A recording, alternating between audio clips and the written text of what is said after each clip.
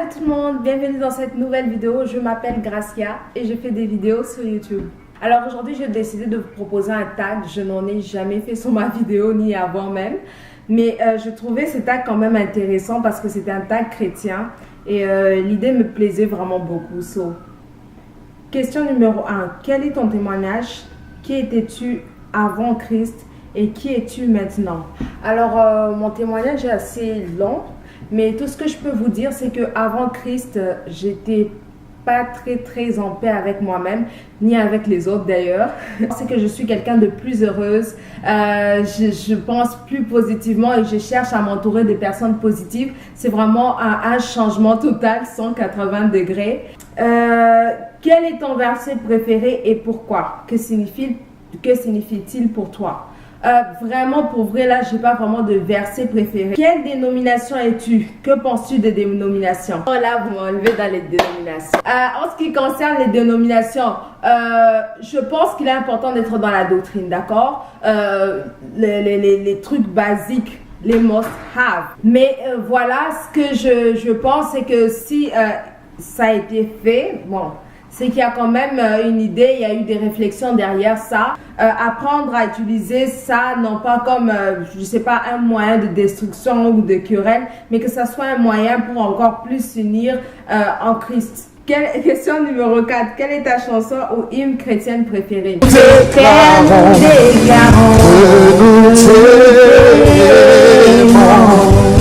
Nous t'aimons, Seigneur, de l'amour éternel. Quel est ton livre préféré à part la Bible? Mon livre préféré à part la Bible, c'est les livres dont j'ai fait une vidéo dessus. Je vous mettrai l'affiche ici. C'est Nommez-le, prenez-le, réclamez-le de Doug Harold Mills. Question numéro 5. Qu'est-ce que tu aimes le plus à propos de ton église? Ce que j'aime le plus à propos de mon église, c'est que, premièrement, c'est au niveau de la sanctification. Personne n'est exempté de la sanctification. Selon toi, quel est le plus grand problème de l'église aujourd'hui? L'église, selon que Christ, comment Christ l'a établi, c'est pas un problème. Querelle au niveau de l'église, à l'intérieur même de l'église. Comment partages-tu ouvertement ta foi? Alors, moi, je partage ma foi à travers l'évangélisation. J'évangélise tous les mercredis à partir de 17h avec l'église MPEN, Mission prophétique évangélique vers les nations. Nous avons vraiment un groupe de jeunes qui sont vraiment engagés à prêcher l'évangile. Question numéro 9. Quel est le verset biblique qui te donne plus d'espoir? 28-20. As-tu lu la Bible en entier? Si oui, combien de temps ça t'a pris? Non, je n'ai pas lu la Bible en entier, mais c'est en cours. Utilise-t-il un dévotionnel? Quel genre? Je vous ai présenté un dévotionnel dans une de mes vidéos. Encore une fois, je mettrai l'affiche. Et il s'agit tout simplement du livre Les lecteurs de la Bible, pain du jour. Mais sinon, il y a aussi ce dévotionnel par email de Eric Sellerier que j'aime aussi beaucoup. Si tu voyais Jésus maintenant, quelle serait ta première question? Comment vois-tu le paradis? Ça serait, on y va, n'est-ce pas? Non, je pense pas que j'aurais même le temps de poser une question. Je pense que je serais juste là. Jésus, Jésus. My God. Hey, on parle des vraies choses. Le paradis, je le vois vraiment genre, tu vois, comme un jardin avec le chemin, tu vois, doré, avec des belles maisons toutes blanches, avec des petits enfants qui courent partout. On imagine cette nouvelle Jérusalem là. Hey, question numéro 13.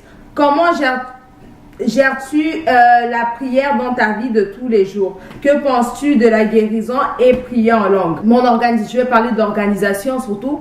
J'ai un agenda où je note tous les jours si je prie ou si j'ai pas prié.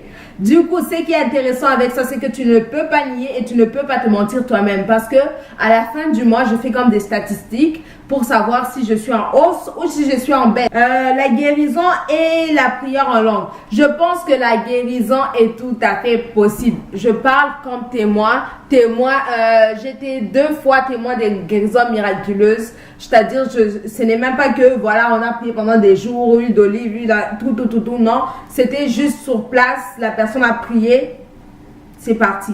Donc, je pense que c'est possible. Et si tu veux avoir cette guérison, il faut avoir la foi. Prier en langue, c'est que j'en pense, c'est tout simplement un don de Dieu auquel il faut aspirer. C'est le Saint-Esprit qui décide quand est-ce qu'il veut te donner.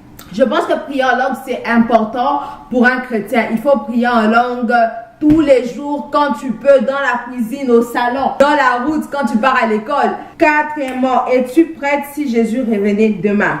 D'abord, premièrement, j'ai l'assurance de mon salut. Ensuite, quand je dis cela, ça ne veut pas dire que je dis que, voilà, on est arrivé, on va s'asseoir, non, on est des saints. Non, on continue à courir. J'espère que vous aurez aimé ce tag. J'avais tellement envie de le faire. Je l'ai vu chez Sandra. Et j'ai voulu le faire. N'hésitez pas à me dire, à répondre aux questions avec moi. Oui, à répondre en commentaire aux questions. Sinon, j'ai 2 vidéos pour vous qui pourraient vous intéresser. Je les mettrai à la fin de la vidéo. Sur ce, merci. Je parlerai de ta bonté, ta fidélité.